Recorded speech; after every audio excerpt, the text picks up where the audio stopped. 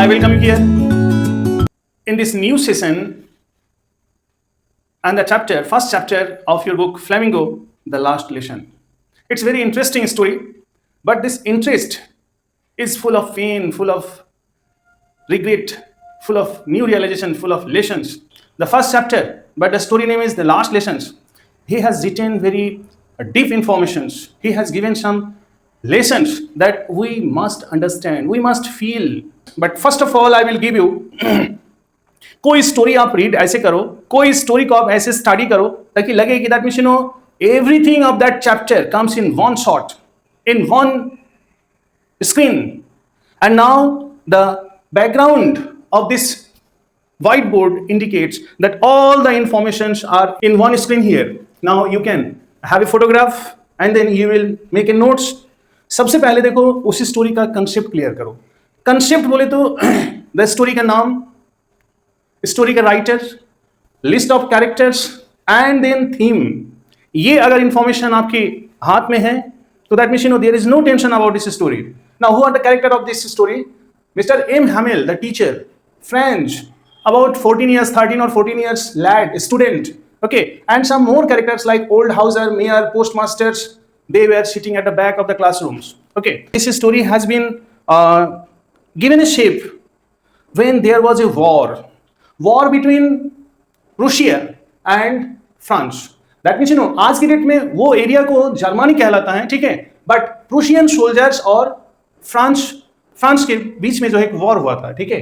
अच्छा, Prussia by that time जब war हुआ था उस वक्त पोलैंड और ऑस्ट्रिया की बेटा ये जो दोनों एरिया की जो सोल्जर्स को कहलाया जाता था that means you no Prussian soldiers. Okay, ये ऑस्ट्रिया और पोलैंड आज की डेट में हम लोग जर्मनी के नाम पे जानते हैं, ठीक है. और किस कंट्री के अगेंस्ट में वॉर था फ्रांस के स्पेशली दो स्टेट्स. इसका नाम था एल्सैक एंड लॉरेन.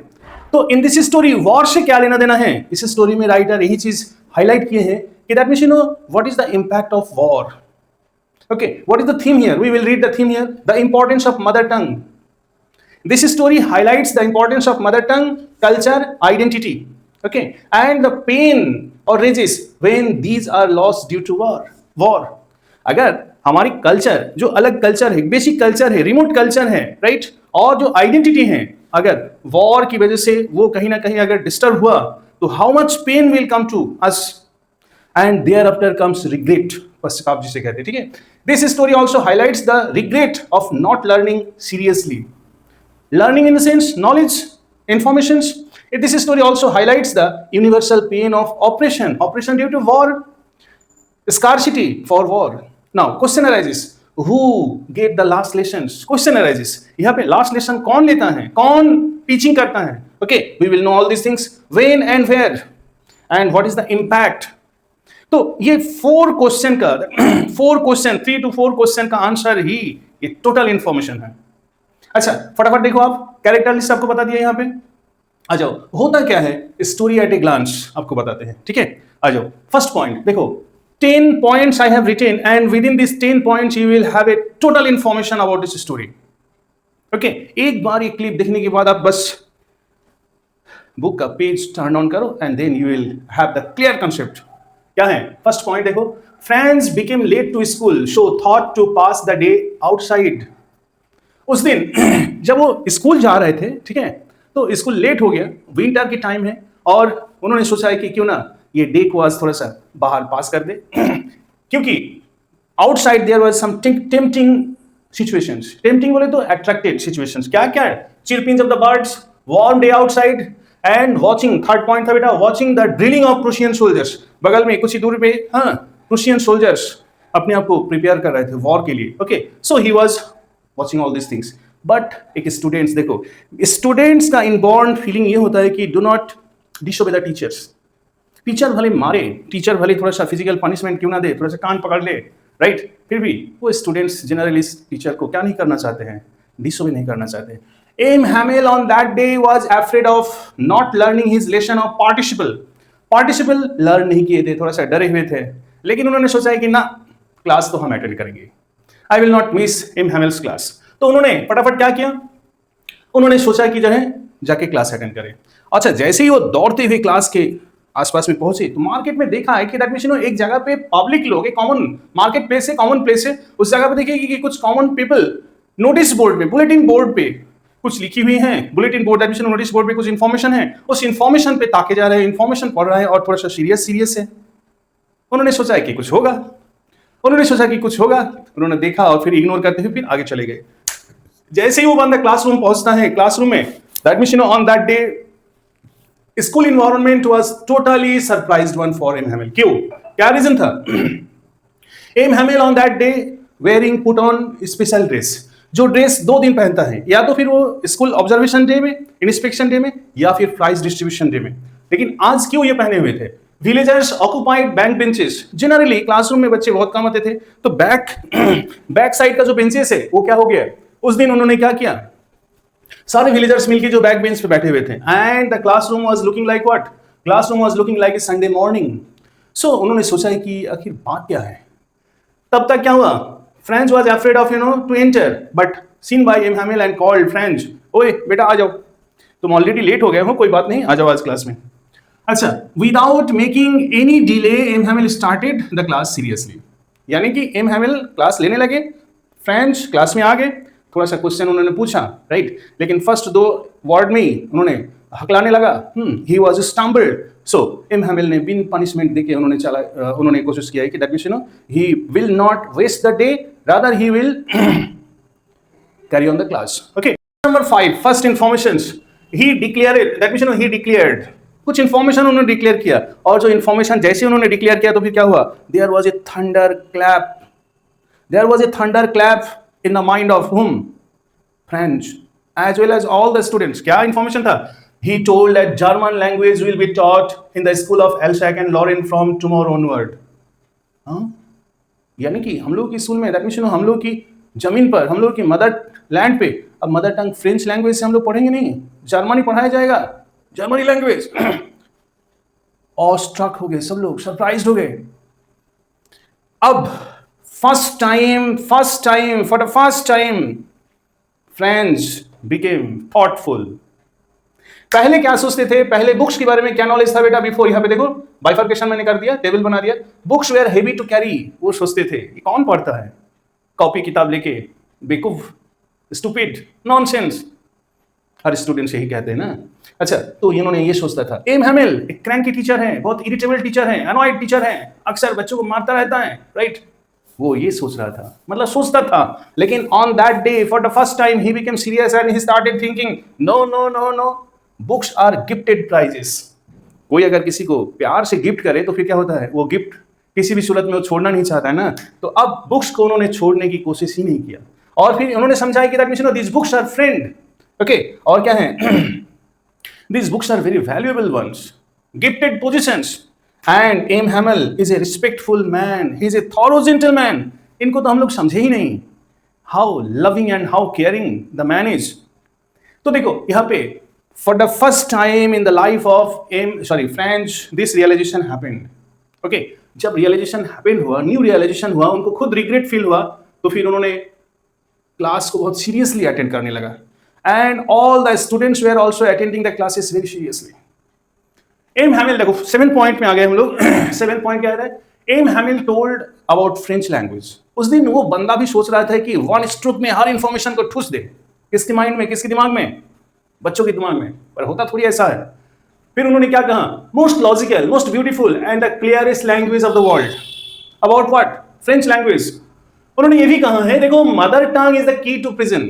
देखो यहाँ पे I like to focus on, यहाँ पे मदर टंग, अपनी मदर टंग, वो लैंग्वेज एक ऐसी हथियार होता है जिस हथियार से आप प्रिजन को भी क्या कर सकते हो, खोल सकते हो।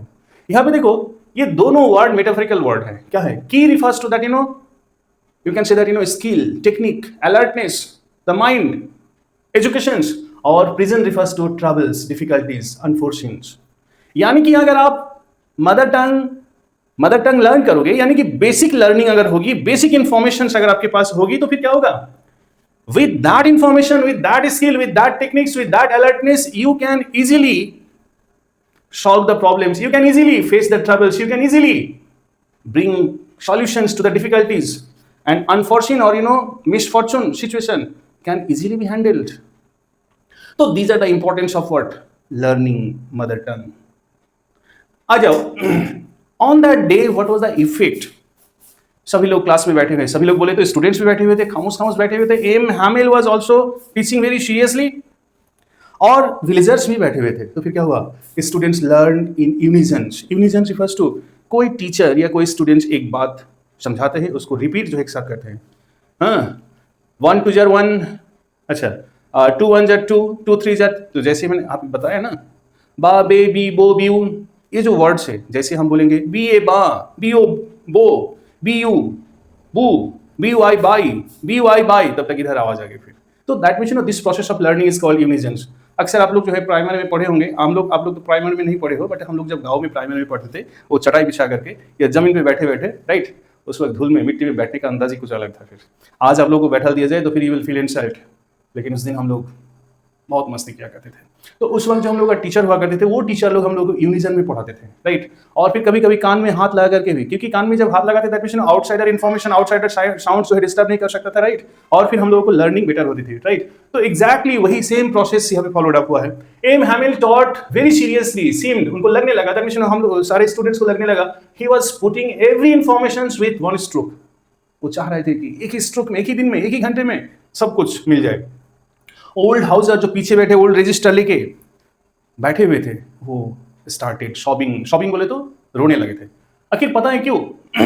इसीलिए that means it was the last day. अच्छा, वो लोग क्यों आए थे? एक क्वेश्चन ये हो सकता है कि that means why they had come to give farewell, to give honor to this man that mission Abraham Hamel had been serving for last 40 years, 40 years of dedicated service।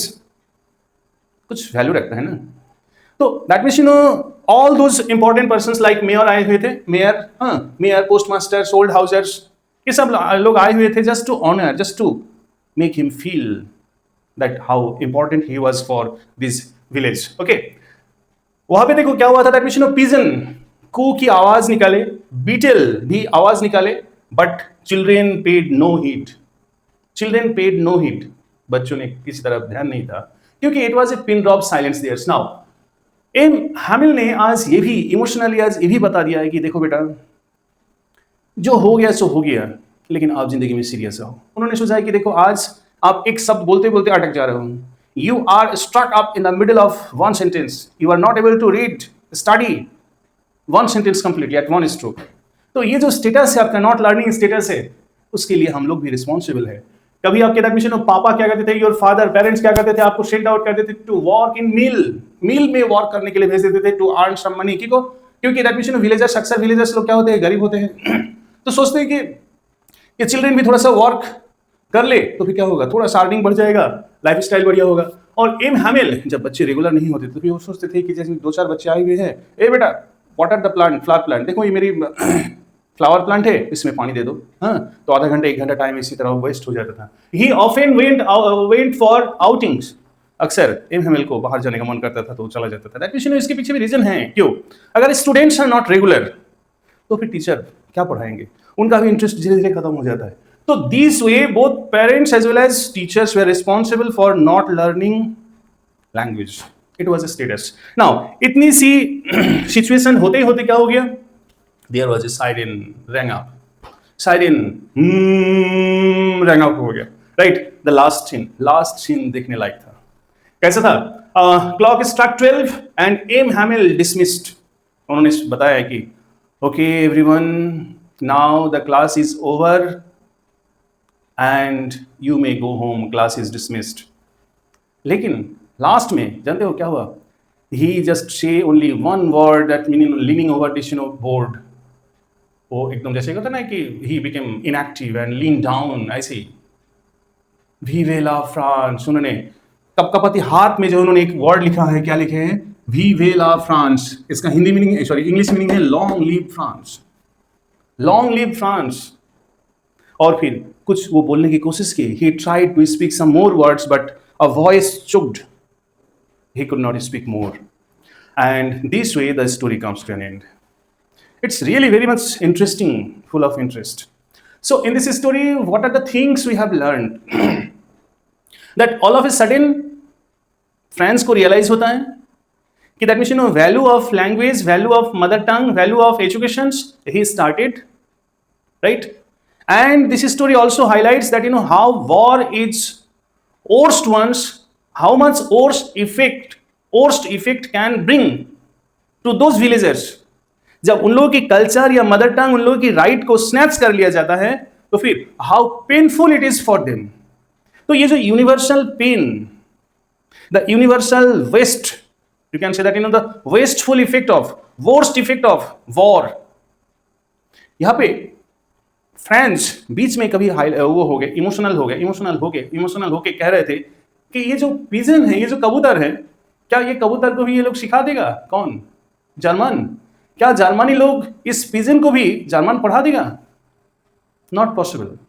यानी कि इस लैंग्वेज में इन्होंने एक टॉन्ट किया कि चाहे बेटा तुम कितना भी पावर दिखा लो, लेकिन पावर दिखा करके लोगों को साइज करके लोगों को ऑप्रेस करके आप रूल तो कर सकते हो, लेकिन इन लोगों की माइंड को आप कभी जीत नहीं सकते हो. They will not be obedient fellow to you, they will never follow you, they will follow you because they are in trouble, there is no way out. और ये आपका जो ये वॉर मॉन्गर वाली फीलिंग्स है, वॉर मॉन्गर वाली feeling है, it will never come to an end. ना they will surrender you, they will follow you honestly. Indirectly one more lesson I like to से, आपके हाथ में अगर पावर है तो आप किसी को कोई चीज करने के लिए मनवा सकते हो, but they will not follow you until you are showing caring, love, affections and deliberate process of your work activities. आप जबरदस्ती करके किसी को कोई काम मना सकते हो because you are now powerful ones, but really speaking आप इस तरह नहीं कर सकते हो. तो why is this story given in the first chapter in your syllabus? This story has been given only for making you realize that means there is a huge drawbacks of power. There is only one way to make people in your hand. क्या है? Spread love, spread caring, spread kindness, affections, but do not spread your power, do not spread fear, do not spread oppressions, right? If you are doing so, because tomorrow you are going to hold a chair, tomorrow you are going to hold power in your hand. हो सकता है, who knows, आप भी German की तरह हो जाओगे. अगर जर्मन की तरह हो जाओगे, एक वर्ड, एक लेसन आप भी ले लो. क्या? जैसे ही ये लोग आज कार्स कर रहे हैं, जैसे ये लोग आज इंसल्ट कर रहे हैं, जैसे ये लोग आज पेनफुल कंडीशन में हैं, वैसे ही total followers will be in this situations. किसी का दिल दुखा करके बेटा आप क्या नहीं कर सकते हो. You can not win them, you can not bring to your success. Okay, so this is all about the lessons. This is the lessons, but unfortunately this lesson had been there on the last day. What a wonderful lesson it was for us also. What a wonderful lessons for friends also. But friends feel sorry that this chance is no more in his hand. अब उनके हाथ में कोई chance नहीं है कि वो भी थोड़ा सा सीरियस होके लैंग्वेज लर्न करे और वो भी थोड़ा सा डीपर स्टडी करे. No, once chance is lost, it is lost, it will never be back again. So in your life also, ये जो आपकी एज ग्रुप है, that means in this age group, if you are not serious today, तो then you will lose this chance of learning and collecting informations.